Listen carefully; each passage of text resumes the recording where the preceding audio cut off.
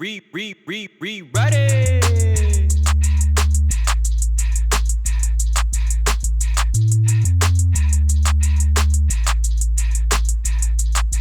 Check Monday, Wednesday, Friday, yeah, you know it's a go. Okay, I see they going off, but we gon' rewrite it though. That's right, Monday, Wednesday, Friday, yeah, you know it's a go. Okay, I see they going off, but we gon' rewrite it though. That's right, Monday, Wednesday, Friday, yeah, you know it's a go. Okay, I see they going off, but we gon' rewrite it though. I said Monday, Wednesday, Friday, yeah, you know it's a go. Okay, I see they going off, but we gon' rewrite it though.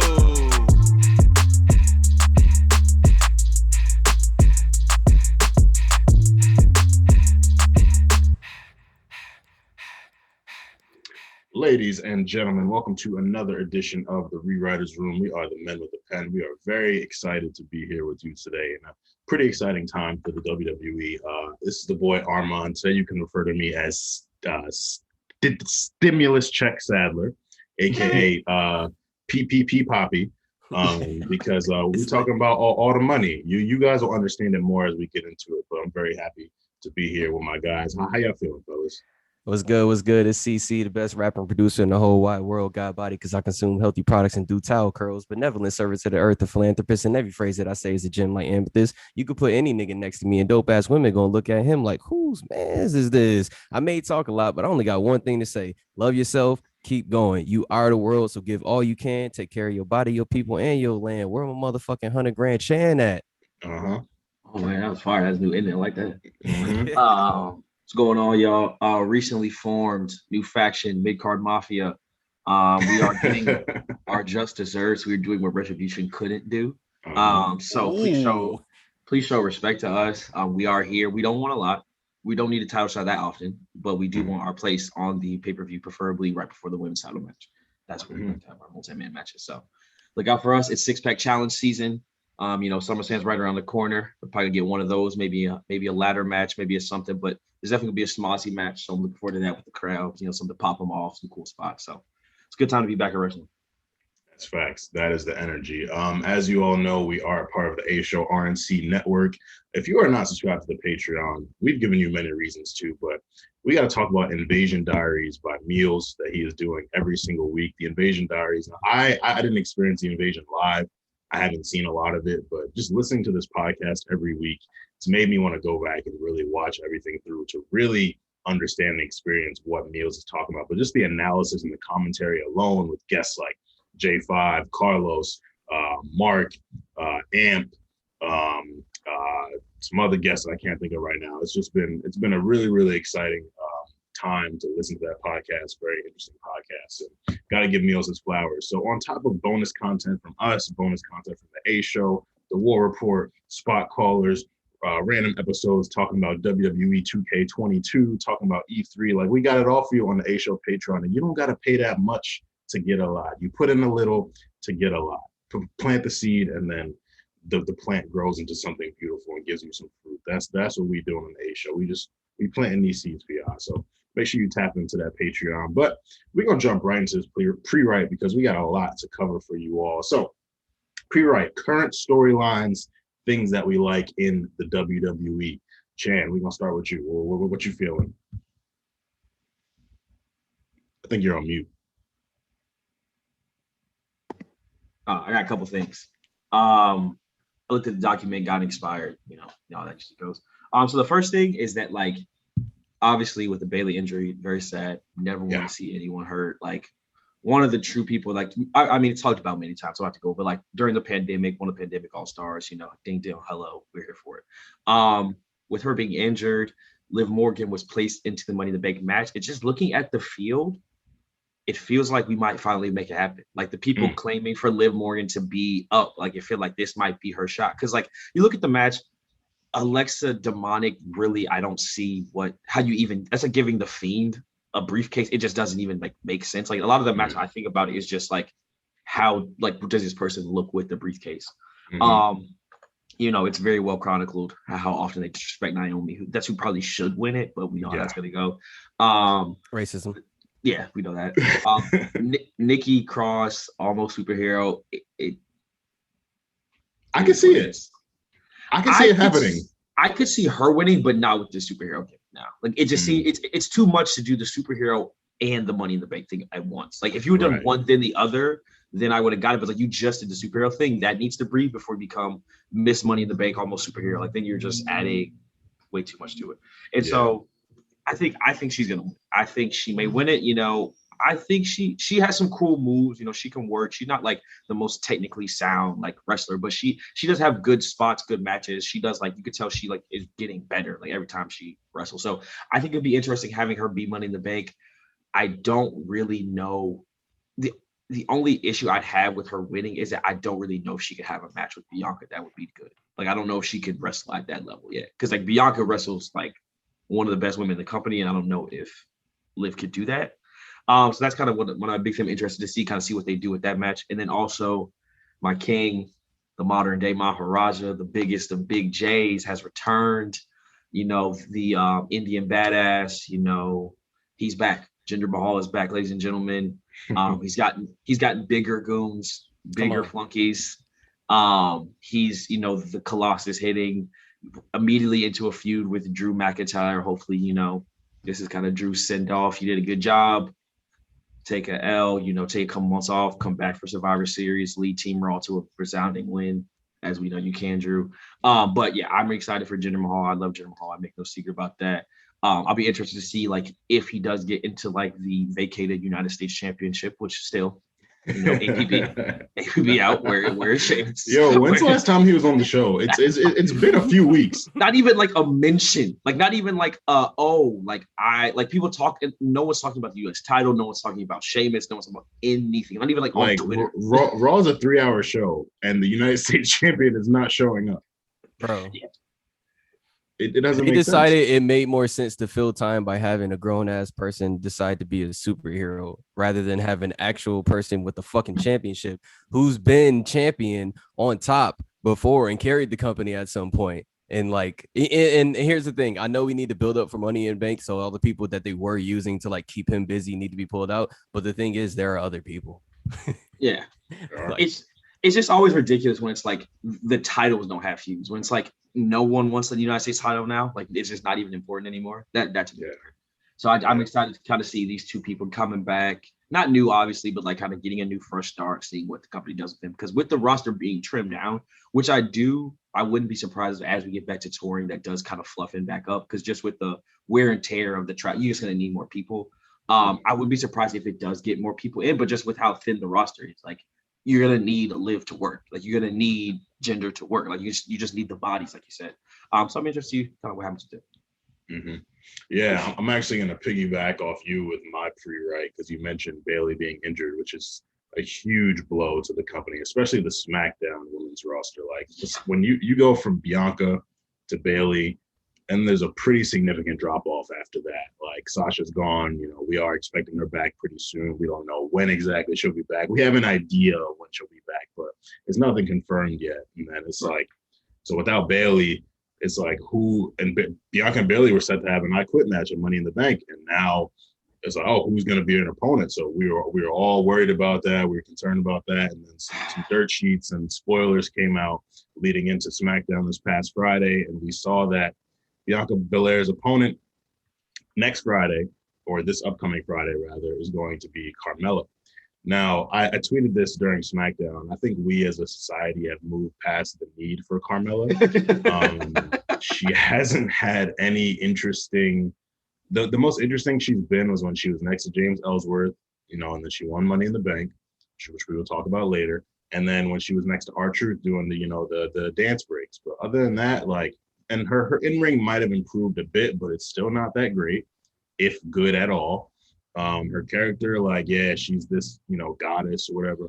I don't care. Like, I'm really not interested. Like, I'm looking forward to Bianca whooping her ass. But for me, and we were talking about this in the Discord, this is a really good opportunity to bring someone up from NXT to face Bianca. And, and it's kind of weird to introduce someone and have them lose.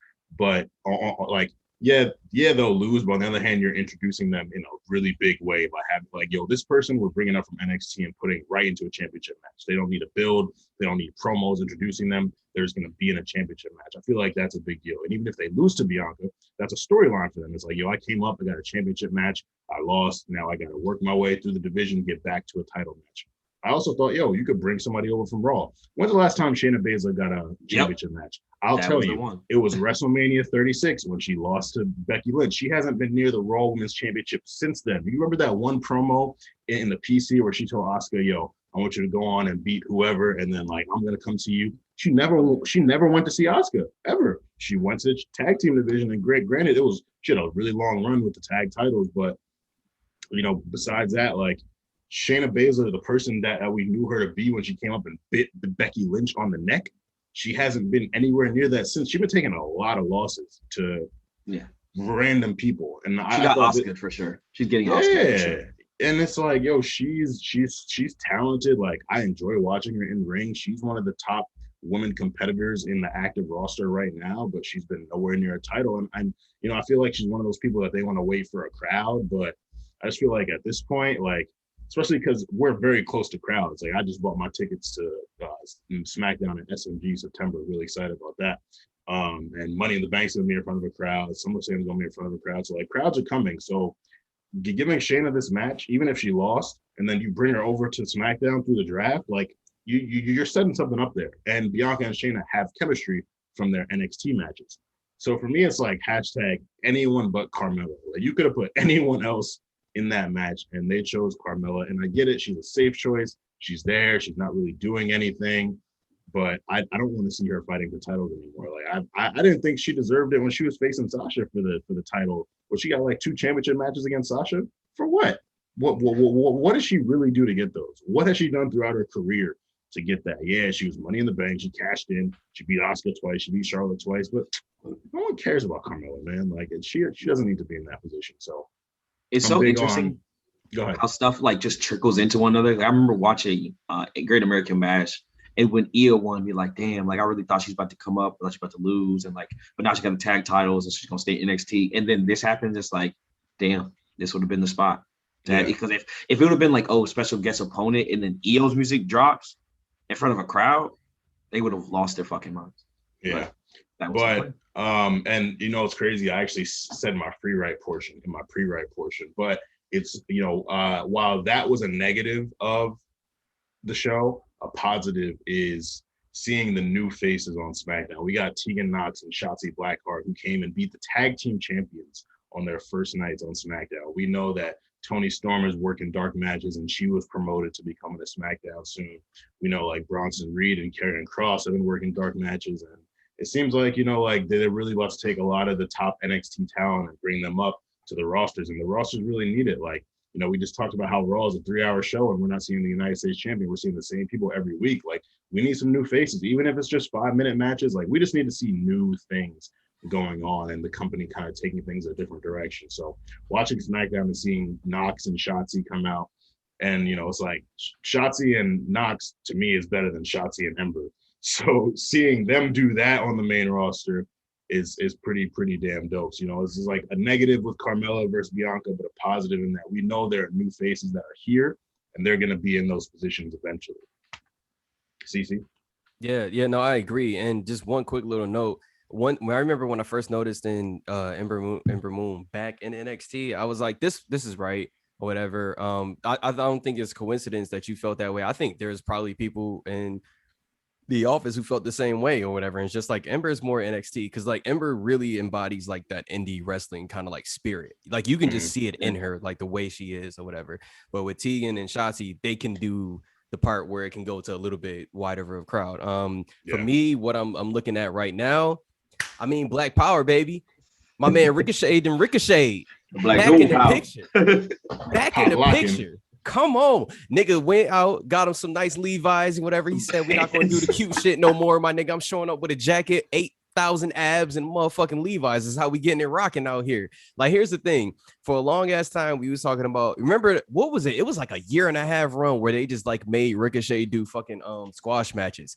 Do you remember that shit? It was like fam, it was bad. Like, and I was like, okay, like, is this? And then like when I was watching it, I'm reading this shit and I'm like, okay, is this the part where the worker puts in the work to show them like, yeah, no, like I'll be like, you need me on a Tuesday, you need me on a Wednesday, you're there, like, you putting in the work so you curry in favor. And I was like, let me see, blah, blah. And then in the back of my head, I'm like, well, Ricochet seems like a humble dude, but I know in his mind, he looking at niggas like, bro, I know I could do this X, Y, and Z, or whatever, right? The Mhm. one thing that I felt like he could never say or whatever is like his mic skills or whatever. Like they always needed work just a little bit or whatever. Yeah. Your man coming He's up now. He's getting better. He's getting better. Your man is coming up now. And then here's the other thing too. Here's the last thing that I like that they're doing with him. He fucking beat AJ Styles. Mhm. Finally. Because he's like 501 against him. Bro, like here's like I don't like guys. Ricochet beat AJ Styles. Vince takes him seriously now. Mhm. Like I was so fucking happy. I literally do not care what happens next except for that he stays important. That's all. Please, he's way too fucking good. I'm ready to see it. I literally like once I was off for like a couple weeks, I wasn't paying attention to shit. And then I jumped back in and like that's when I'm seeing all the Ricochet shit. So I'm catching up. Then I'm like, wait, why are they doing this? And I'm looking at the timeline. I'm like, yo, they about to put this nigga in Money in the Bank. This nigga's gonna be on Money in the Bank. And I'm like, Mhm. listen, I don't give a fuck if he win or not, or whatever. After this, like this is a guy who, if you need him to be like in those matches to determine the championship, he's gonna give you classics. And on top of that, he's the mid-card guy. Like he's one of those guys. Like let this nigga rock, bro. Like he's about to do it. So I'm just man, keep going, bro. Let's go Ricochet. Yeah. If you hearing this shit right now, for anybody who fuck with you, who's a super fan, who get this shit to you, let them know we all fucking with you. We want to see you win out here or whatever. I mean, shit, niggas, I'm down here in Florida. If you want to link up, shit like that, fuck, bro. You know what I'm saying? We could do some shit or whatever, make some money out here. But yeah, definitely a big salute to Ricochet. Let's move into our free write. I kind of jumped the gun earlier, so I'm gonna just pass it off to y'all. CC, what would you like to see with the current character or storyline as we move forward through the summer? Put Drew on SmackDown. Yeah. SmackDown has enough that you could take 6 niggas, move on to Raw, put Drew there, and it'll still work. Like, put Drew on SmackDown. It's time, bro. Like, because here's the thing.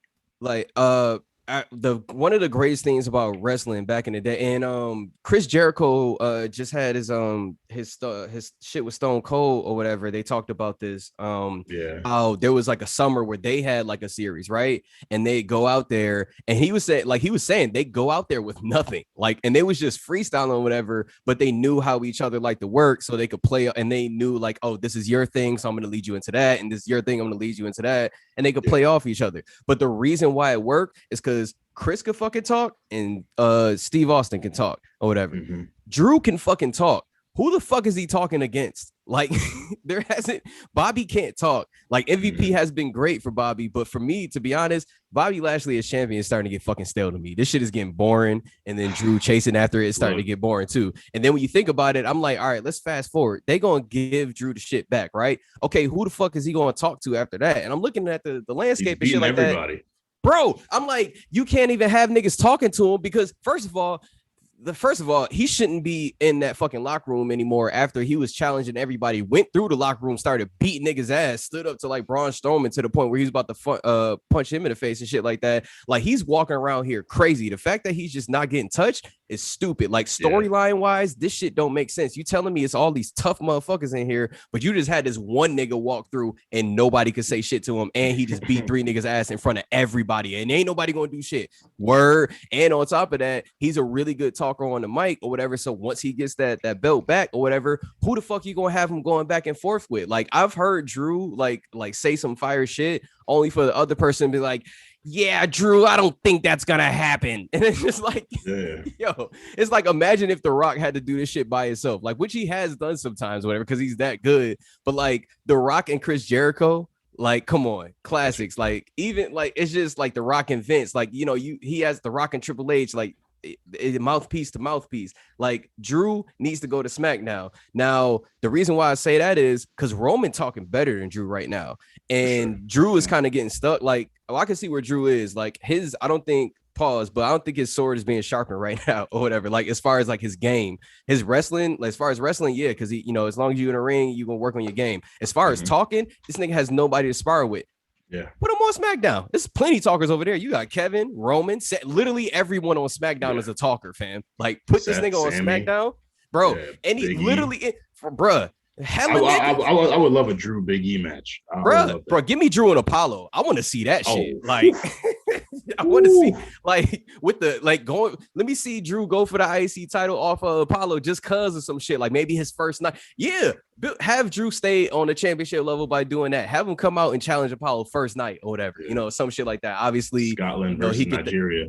Facts. Obviously, he get the nail or whatever, and then like he don't really get it, and they put him off somewhere else. But like build him up, like send Drew to SmackDown. Raw. Everybody knows Raw is boring as fuck. We already know that y'all waiting for the crowd to actually do something exciting. But to be honest with you, bro, like unless you niggas plan on changing the entire landscape of the top mid card in the championship picture, there's no point in waiting for that shit. Send Drew to SmackDown, shake it all the way to fuck up, so you have to come up with something new and fresh.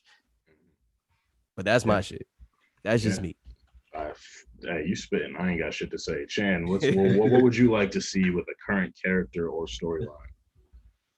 It's kind of funny. We talked about Ricochet earlier. That's mine. I do think, obviously, like more Ricochet is always good, but I do think he's reached a point in his career as the roster where I would like to see him in a tag team. I think some of the work he did with Aleister Black was super interesting. And I just think because he's not a great talker, his sparring can also be with like his tag team partner. It doesn't have to be like he's facing someone else. So I was just kind of looking through the Raw roster. Funny thing, did you guys know Riddick Moss is still employed by WWE? Are you serious? He's still listed on the roster, which must be a cheap contract. But yeah, I think I could definitely see him look with Damian Priest. I think that'd be kind of a cool brown Latinx tag team. You have the muscle. Because I think Ricochet needs someone bigger than him too. Like I think that would be a cool kind of dynamic of like, you know, Damian Priest is his finisher, then he jumps off. I think that'd be a dope tag team for sure. Then I was also thinking kind of on a more like, not manager, but almost like a mentor role. I think Jeff Hardy with Ricochet would be dope too. Like just kind of a storyline. It can start out with them like having matches, but the storyline kind of ends with, you know, Jeff being like, hey, like I've been there. Like I was the kid out there sacrificing my body. Like I see something in you. I believe in you, and kind of being like bigger brother. They can have tag matches, but it's more so like Ricochet is the focus. The story, but Jeff is just kind of like in his corner, like go using that nostalgia thing of like, I remember when I got my shot against Undertaker, you cannot miss it, bro. You gotta go for it. You gotta dog it out, and then have this thing where Ricochet is like having these matches and, you know, being built up as kind of that Jeff Hardy underdog, smaller figure. And I think like Ricochet will sell the hell out of any like match. Like one thing about Ricochet, like he be selling.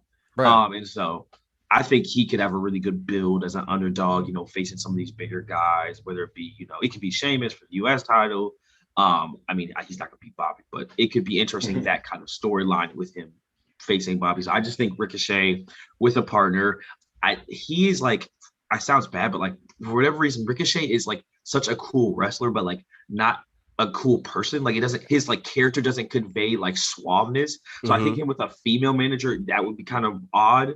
But I think with him with like a tag partner or muscle, kind of like a, you know, HBK Diesel type situation where like he just has this different look to him. I think would be cool. Even we saw when he got some pants on, he looked infinitely better. Like that looks cooler with the pants and the hand wrap. So I think building on that with Damian Priest, who is cool, who is like legitimate, I think is be a dope pair.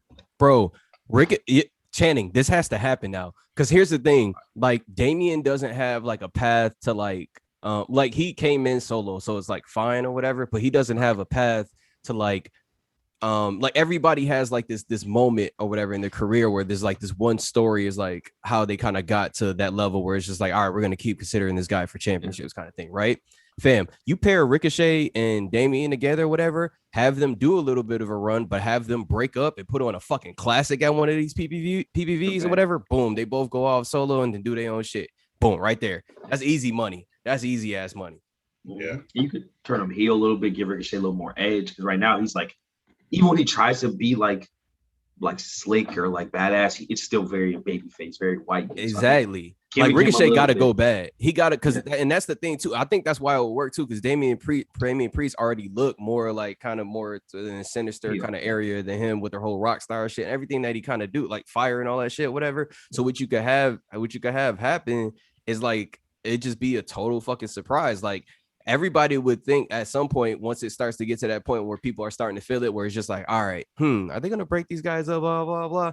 Like, yeah, have that happen. Let it play out and, you know, drop the little hints there and there or whatever, but don't do it so that it already looks like Ricochet is going crazy or whatever. Have it be a thing where like maybe Damian's kind of annoyed by some shit or whatever, right? And then you know, maybe they got the titles and they defended them shits or whatever at some point, and then like Ricochet just like go off on them, whatever, and let the other team win or something. Like, let that happen because it needs to like shock the fans. Because you need at this point, you need a hard reset on this nigga. Because Shannon, you pointed out something really good. Like, this nigga looks cool, but he still doesn't like, you don't give it doesn't have that feeling. You know what I mean? So that's what I think he need that. That's a good idea. Damn, I need to see that now. It's just so funny. You think about like Ricochet, like his moveset is so cool, but like to think about him versus someone like Montez Ford or Roman Reigns, who just like is cool. Like someone who knows nothing about wrestling can see Roman Reigns. Ricochet feels forced, doesn't feel. Yeah. He needs to like something to kind of ease him into whatever his character is supposed to be. He gotta ultimately, like, honestly, he gotta like Ricochet gotta like stop. Well, he stopped this. He already stopped the face where he looked happy to be there, so he good with that. The other part he has to stop or whatever is like I'm trying really hard. I want to get this. Like, you can't, like, he gotta cut that shit out. Own that shit. Yeah, he got to be like, no, this shit mine, nigga. Like fuck that. Boss up on niggas. Yeah, I'm Ricochet. Like, he's like if we're being like completely honest, like character aside, his in-ring work is it's elite. Like, it's elite. Like, he's super athletic. Like, Montez Ford and him are probably the same, but Montez's characters are so much more interesting. Yeah. So it's like we're gonna pick Montez over Ricochet. Bro, Ricochet's in-ring is like a lot of people should be looking at that and trying to embody that. Yeah, he just needs to. I think it'll help if somebody comes along and tells him, like, take every move that you do and try to inject personality into it, and like only just keep the ones that work. Because here's the thing, and I'm glad you used Montez. This nigga Montez makes an event out of a rest hold. Yep. Like when he grabs you and says, just like eyes open and shit or whatever. But all he doing is just got you a little headlock. That's it or whatever. But makes a whole thing out of it. Like, that's the difference or whatever. Like, Ricochet get the moves off, and the moves need to be is cool. It need to be the nigga doing the move look fucking crazy. I mean, that's what ultimately, like, even think about like something is like simple, like they have cups. They make red solo cups cool. They're just red solo cups, bro, and you don't even know what's in them. You don't even know what's in them. The niggas think it's Henny. Some of the young kids think it's lean. The white people probably think it's also Henny. I don't know. You know, Keystone Light. But like, it's just like think about like something simple like Triple H, like pedigree or whatever. Like, think about his character. Like, think about what that move is putting your head down, grabbing your arms or whatever, and then like slamming you face into the ground. And like, think about how Triple H moves as a person. He's always trying to like cut you off or whatever, and like not give you an out or whatever. So his move even makes sense. Like, this is what I'm saying. Like, he just gotta like put some swag on his shit. As soon as he get that, he be all right. So honestly, they just need to have like, you know, make Friday nights nigga nights with the homies all at down at WWE or whatever. Take all them niggas, just like go out, play some poker or some shit or whatever, play some spades in the room or whatever. Just like have some, you know, just get that sauce going over there so he could walk in and just be like, yo, talk like that when you on a mic, whatever. Just have somebody say that to him. You straight. Yeah, he needs to start drinking Hennessy pretty much. He needs to start bring the Hennessy to yo. Be like Goods. What yo? If you walk to the ring with a Henny bottle, I swear to God, nigga, I'm buying all your merch. Game changer. Monthly, the same shit over and over. What's funny is that if it was 1995, Vince would be like, "I'm listening." Facts. Is that what they drink? Oh, really? Hennessy to the ring. Okay, tell me more. Tell me more. I do love a beverage in ring. I do. Vince does love milk, beer. He loves a drink. He loves some liquid. Yeah, he does. Moving into our rewrite now. Usually we would give you guys a very lengthy background, but we're not, because we have a special Patreon segment coming up. So I can't give away any information because we're putting CC and Chan on the hot seat. So what I will say is we are rewriting Money in the Bank cash-ins. Now, the Money in the Bank concept was introduced by a certain character in a certain year for a certain pay-per-view. And basically, the situation is if you win the Money in the Bank ladder match, you have access to a contract that guarantees you a championship match for the next calendar year. So you can cash in at any time, anywhere, whenever you would like. And we have seen some legendary cash-ins throughout its time that it has existed, because it debuted in a certain year, like I said. And we're going to talk about some of our favorite ones when we get into the Patreon segment. But that's really all the background that I can provide for you all, because we're going to jump right into our rewrites. And I think it would make the most sense to go chronologically. So we're going to start with CC. CC, which Money in the Bank cash-in are you rewriting, and how would it go? In 2016, Dean Ambrose wins the Money in the Bank contract. He uses it later to whop the shit out of Seth Rollins and take his championship. Goes on to defend it against Dolph Ziggler, shout out Chan, at SummerSlam, but he kept it. And then he lost it to AJ Styles, and life was that. I was thinking, a lot of interesting things going around that time. 2016 and whatnot. There's a lot of people that was in the WWE. Some of them are not here now. And I was thinking about it. I said, what could Dean do instead of cashing in the night of Money in the Bank? Because that was the obvious one, right? Go and take Seth Rollins. So here's what I was thinking. Money in the Bank happens. I'm gonna let you guys know. I want him to take a championship at SummerSlam or whatever, right? This is what I want.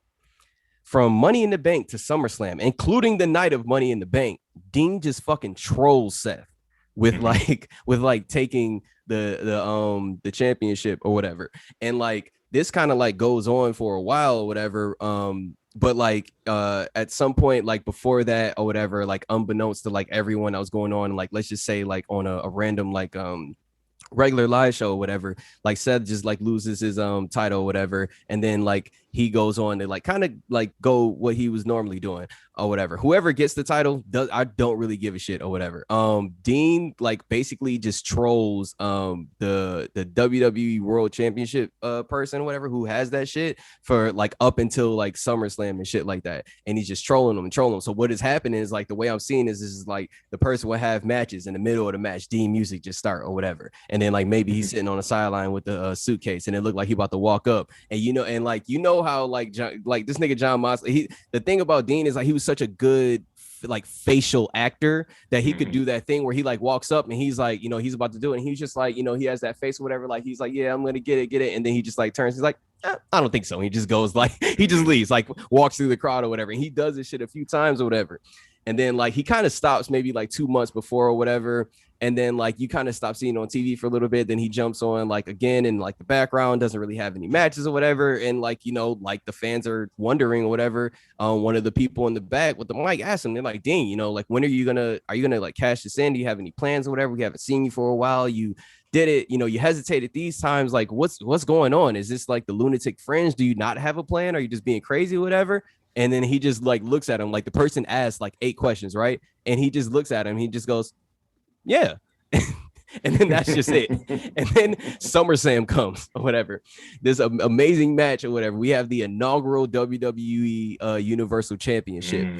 Finn Balor, Seth Rollins or whatever. Dean comes in at the very end, takes both of these motherfuckers out, takes the Universal Championship.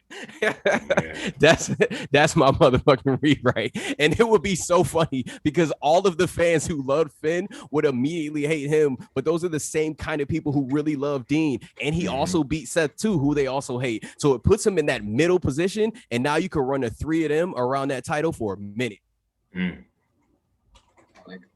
I like it. I thought about it. I was like, they had Deans do some shit, but he never he was a lunatic fringe and never really did no let's do some loony shit. And it's also good because you have the parallel of how like Seth did it with like the triple threat, like with him and like that parallel of like fucking you got like you got now. Like you can even have a segment after that. It didn't have, it could be 2 seconds, but just like Seth is in like the hallway, like shocked at the match, and Paul Heyman just walks by, like, and just like laugh. Come on. It's like, and just like, sucks to be you, and hey, we're on the other side now. That's and you know what that sets up too? That sets up Brock coming from the Universal Championship from Dean. Yeah. Especially after, because that was the year that they had their street fight at WrestleMania 32, and Brock whooped his ass. So it's, Dean's like, oh, yo, I'm gonna have to see you again, but I'm the champion, so because they was both there that night. Yep. Yeah. I like that. Little Marvels, what if for you guys? Moving chronologically, and I'm terrified for this one. Channing, this is the one I really wanted to do. Oh my god. So, as you know, I have an affinity for the mid card and the like, especially those who I feel like don't get their justice. I feel there's a lot of wrestlers who like you don't like them because they're so good at what they do. Not in like they're such a good heel, but like their job is to like essentially be filler for other people and to kind of lose matches. Like that's their job. Mhm. Like Baron Corbin, Dolph Ziggler, their jobs are to obviously pop up, win here and there, but they're like really like bridge characters to get you from one thing to the other. So of course, take you back 2017, Baron Corbin, which in terms of Money in the Bank cards, this is back when they were still doing like the dual branded one, like single branded one. So this is like just a SmackDown card. Let me just read you this card. It's not New Year's Revolution good. Like that was iconic card. This is wild. So the Money in the Bank match, that's a fine match.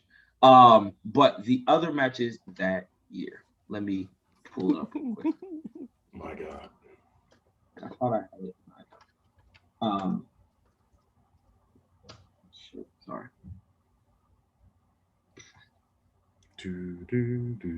Hey. So to start the match, let me start the card. We have the Hype Bros. Mojo Rawley and Zack Ryder defeated the Colognes. That's pre-show. First match after that, The Carmella. Colognes were still there in 2017? Yes, sir. Pre-show champion, pre-show legends. Wow. Carmella with James Ellsworth defeats Becky Lynch, Charlotte Flair, Natalya, and Tamina to get the Money in the Bank. First ever women's Money in the Bank. Fam, right now, all four of those people, every commentator is saying that this person is going to be in the Hall of Fame afterward. All four of the people that she beat. Are you okay? Sorry. It's like you have the current SmackDown Tag Team Champions, Charlotte Flair, who is in the title picture, and Becky Lynch, and you get Carmella with not once, but twice. Mhm. The New Day defeated the Usos by countout, which was annoying as fuck. Naomi defeated Lana in the first SmackDown Women's title. Jinder Mahal defeated Randy. Breezango defeated the Ascension. That was the fifth match on the main card, just randomly on that card. 3 minutes 50 seconds. And then you have the match. Baron Corbin wins. So Baron Corbin wins. This is still we've seen us around, but really is like in a much more part-time role, as most of you remember. There's kind of like the interaction between him and Jinder. We're like, okay, are we getting like Cena Nation, US Cena versus Jinder? I'm here for it. Baron Corbin interrupts, attempts to cash in, but in typical Baron Corbin fashion, is like distracted by John Cena, loses the match, loses the opportunity, wastes his thing, squanders it. It goes on to have a match with John Cena, which he loses to SummerSlam, whatever. Jinder, as you guys kind of remember, this is when he goes off to face Shinsuke Nakamura twice before then heading into your Survivor Series. Oh no, he loses Survivor Series. He was heading into about to face Brock. Loses to AJ with the calf crusher on his small legs. What I would do, very simple. And although it does pain me to have the modern day Maharaja drop his title, I think you let Baron get it. I think Baron Corbin, besides obviously like giving you the Indian market, which was most people think is a big part of why Jinder was champion. He gives you that kind of heel, hated figure champion. Baron Corbin can work. He's a fine talker, like not the best talker, but he can convey, a message. I think what you really do though is I think you kind of run a very similar play, because if you remember before this, Baron Corbin was also feuding with Shinsuke. He attacked him before the Money in the Bank match, so it makes sense that Shinsuke would then come back to face him. I think you run the play with AJ Styles where you're like, oh, okay, of course they're not going to let Baron Corbin go into the Survivor Series with the title. I think you have him beat AJ Styles just digging in. Like at this point, he's already champion. Like if Baron Corbin defeats AJ Styles clean, the internet goes stupid. Meltdown. When I say Twitter melts down, like first off, Ring of Honor as a company, TNA as a company have to disband. They have to fold. If your greatest king AJ Styles cannot defeat Baron Corbin, your company is a sham. It's over. He would have been Killmonger before Killmonger. Yeah, bro. Is this your king? This is your king. Yeah, that would have been funny as hell if he took out him. And then I think what you do is you set up the big feud where you have Brock and Paul talking about who the fuck is Baron Corbin. Like for Survivor Series, like that's kind of the storyline. Is like, why the fuck am I facing Baron Corbin? Like even Brock's like, what are you talking about? Like, and then you go into it. Yeah, I'm not wasting my time with that. Like, I'm not doing that. And then you have this thing where Baron Corbin's like, no, fuck you, Brock. Like, you think you just because I'm the champion too. And you have Baron start to antagonize Brock on Raw. Yes.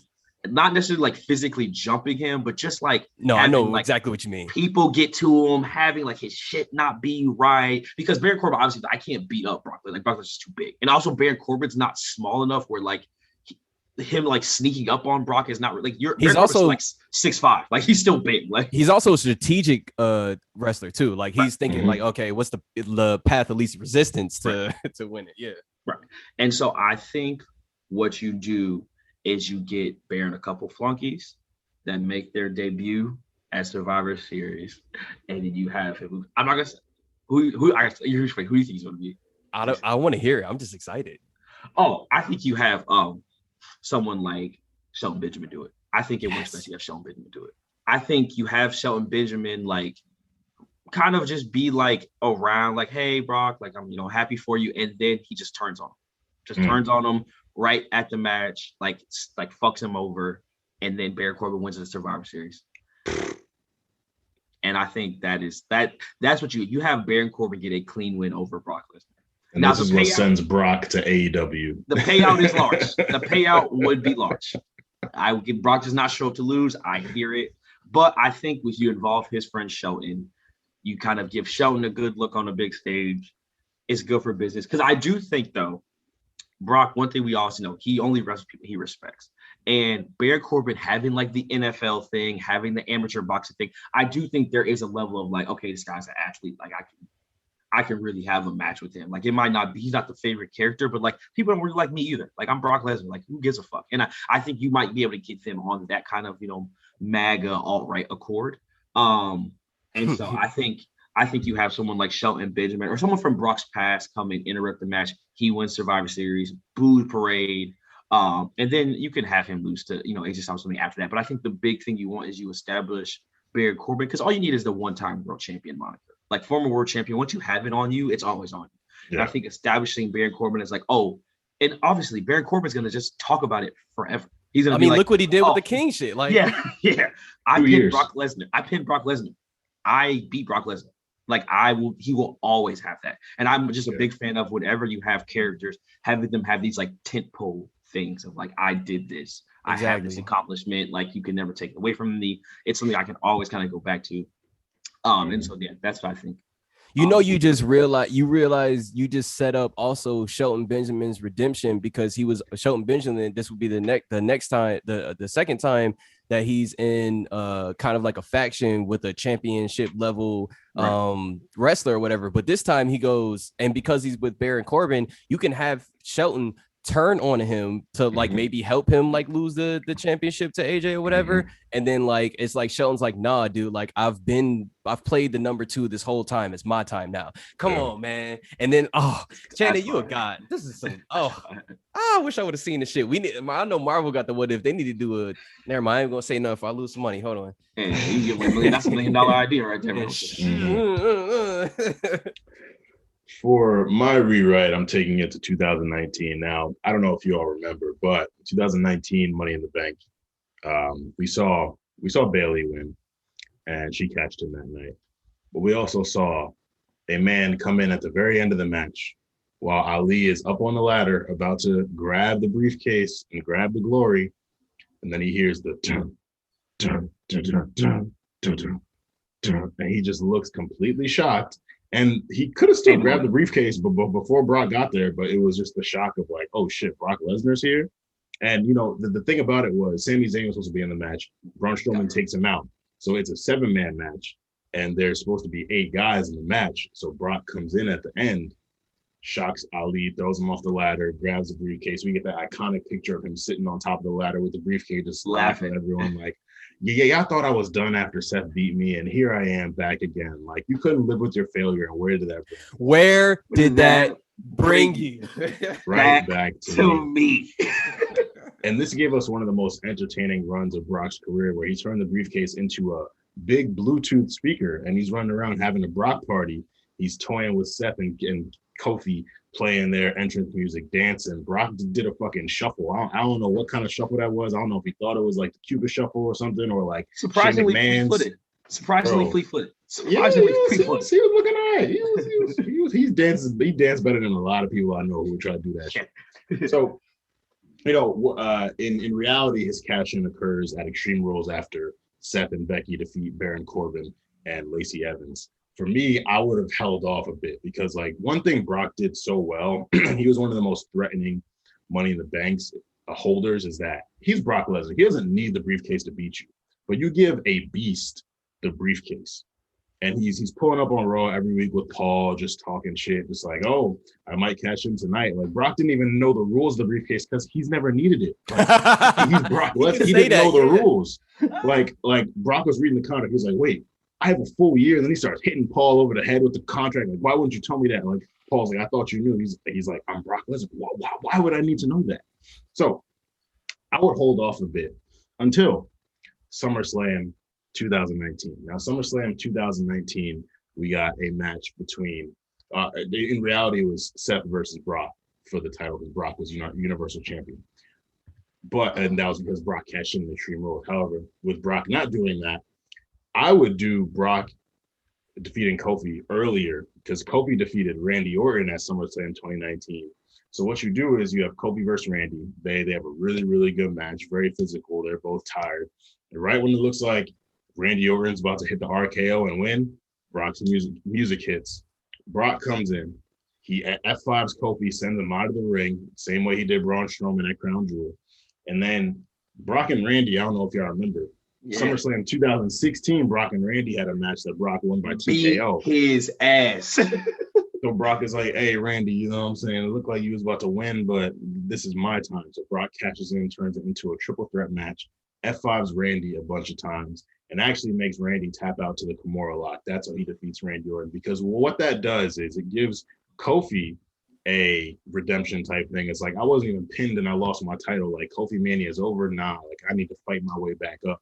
He tries to get there. Brock cooks him to retain the title. But we get a Brock Randy feud that's longer than just a month.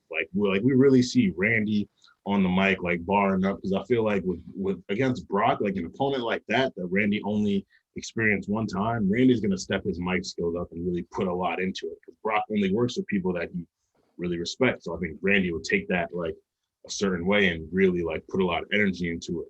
We get Paul Heyman versus Randy Orton promos. We get, Randy Orton RKO and Brock while he's in the ring, just standing there looking beefy. We get Brock F5 and him, and like, who knows? Because that's August. I think in like October was a Hell in a Cell. We might get a Brock Randy Hell in a Cell match. Come on, man. Come on. Honestly, so, I need to see it now. I need it to happen right now. Yeah. I need Randy to bring back the pyro rain too. Like, if you're gonna do it, just do it. Like, just go all the way, just burning my light. Just burning my light, bring it all the way back. Because that feud feels so like 2012 to me, and I just would love to see that feud. Like I said, because they really like the match had to be stopped because Brock was really beating his ass. So you can really see Randy's just face would just change. As soon as he heard it, he was like, finally got another shot at him. Like, exactly. He could like low-key like forget about Kofi. Like, all right, no, I need to handle this right now. Like, we got to see each other right now. Yeah, because with their history, with Randy kind of getting screwed when he's about to win the title, you could babyface Randy. So then you have, and like babyface Randy was cool. Like, I fuck with Randy as a babyface. He's a great heel, but I like babyface Randy too. So you babyface him, and you kind of have him in that position where it's like, yo, Brock, like, yo, you destroyed me a couple years ago. You came in, you screwed me up, and I like, we haven't even interacted in the last 3 years. You felt the need to come into my title match and screw me. Like, nah, bro. Like, let's go. Let's get it. Let's go into Hell in a Cell. So yeah, I would have that. Randy wouldn't beat him. Like, Brock would end up probably holding the title until WrestleMania 36, where he lost to Drew. But like, at least like we can kind of have that more personal story between them.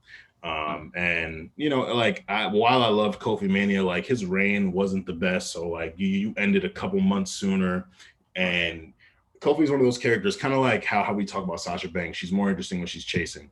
Kofi is more interesting when he's chasing. So you have Kofi chasing. You have Kofi, don't do any more gauntlet matches, but you put him in fatal four ways. You maybe do a tournament. You do something like that where Kofi's the guy. We're like, all right, now we want Kofi to win. And it doesn't work out. And then he can go back to the tag team division, or he can become an Intercontinental champion. But, I feel like ending that reign sooner, as having Brock cash in at SummerSlam, like, that's like, how many people have cashed in at SummerSlam? It's not something that happens often. We had Randy cash in on Daniel Bryan, 2013 SummerSlam.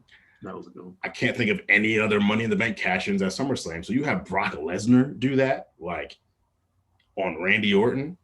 It's magical. What you get out of it too? I think one of the storylines that's always super compelling with Brock is the whole like he's never around, like he's not even here.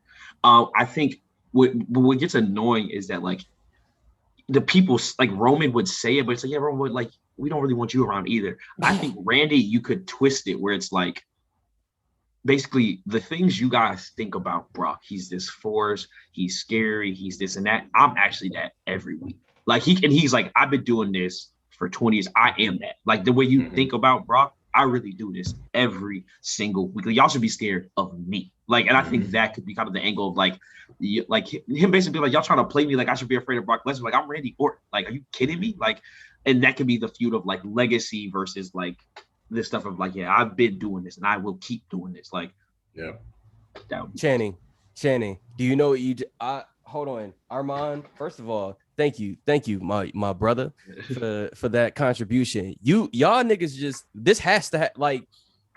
Hold on, like all right, I thought about this when the Edge and Randy shit happened, whatever, and then it was over. I looked at it and I was like they're gonna have to find something for Randy or whatever, and then they had him with the Fiend, and I was like, okay, this is interesting. Then I got stale or whatever, and then they put him with Matt or whatever. As soon as they put him with Riddle or whatever, I was like, oh, okay, that part or whatever. This is what is it?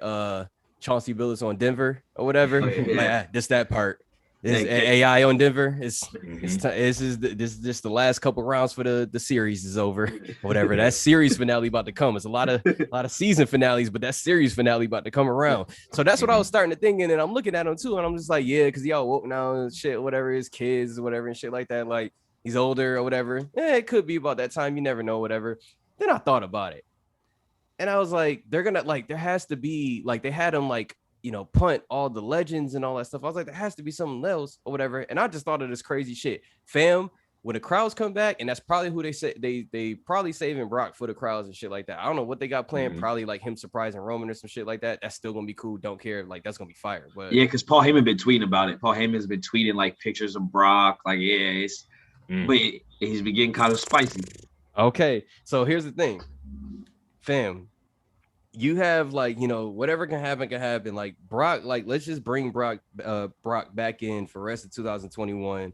Everything's fine, whatever. He goes into 2022 and shit like that. Around that same time, whatever, Randy and Matt are kind of doing their shit. And then they have this thing where like, they don't really work as a tag team that much all the time, but like, they're just like, it's cool like that, whatever, like supporting each other here and there and shit like that. Maybe even Randy like sneakily doing some shit, like helping them win a match here or there, or like a pay-per-view, and like Matt saying, Riddle saying like, oh, I didn't need you to do that or some shit like that. And then returning the favor, but they still stay cool, whatever.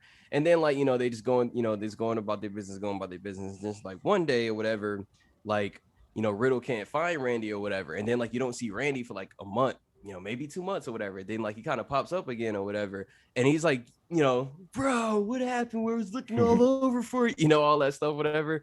And then Randy like listens to everything he has to say. And like, Riddle asks him a couple questions. He just stares at him with that dumb face or whatever, waiting for an answer. And then Randy just looks at him and says, there's something I have to do or whatever. And he's like, what or whatever. And he like stops Randy, like grabs him by the arm. He's like, where are you going? Whatever. Cause he's like, he hasn't seen him in a couple months. He's genuinely worried.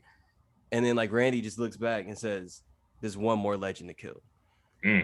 Fam. And then he just pops up at whatever, like, let's say like Brock already got a big match with somebody at one of these big PBVs or whatever, one of the big four or whatever. This nigga Randy pops up, RKO's this nigga out of nowhere, set up that feud for them to have a series and shit. And they go do that shit. They put on a fucking classic at WrestleMania or whatever to either like, hopefully, like maybe this is like the end of Randy's career or something like that, but they got to run that shit back. Like, but this time, like, because Randy's like even more like older and wiser or whatever, he could really play those games with Brock or whatever. So like, you got this guy who's like a great strategic like mind versus this unstoppable force. That's gonna be some interesting shit to play with or whatever, on top of the history and all that shit. It's just like, what? So I'm just thinking about this shit. I'm like, bro, you just wrote 2021 too. Like, we need to see that shit. I need to see Randy say, I got one more legend to kill, and go and try to murder Brock Lesnar. I need to see it.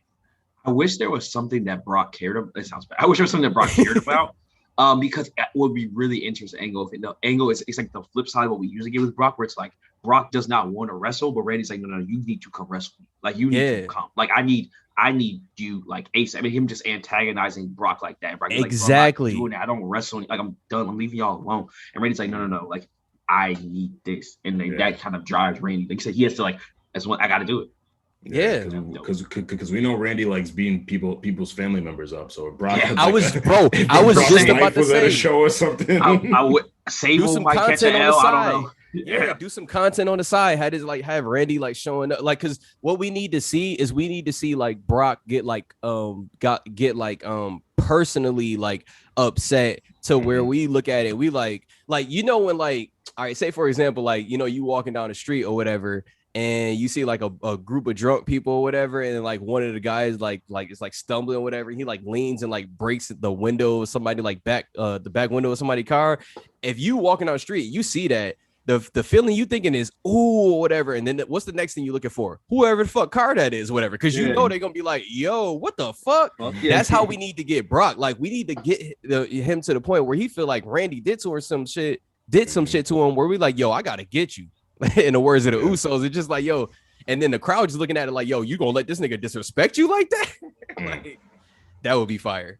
That would be fire. I need it. Need that. Yeah, nah. You guys took my rewrite to another level, but I fuck with it. Hey, this is why we you come set together. the play. I just dunked this shit, man. This is why we do this. So that is our main show, ladies and gentlemen. But for those on the Patreon, we have a very, very special segment for you all. So I'm transitioning from Armand into Alex Black.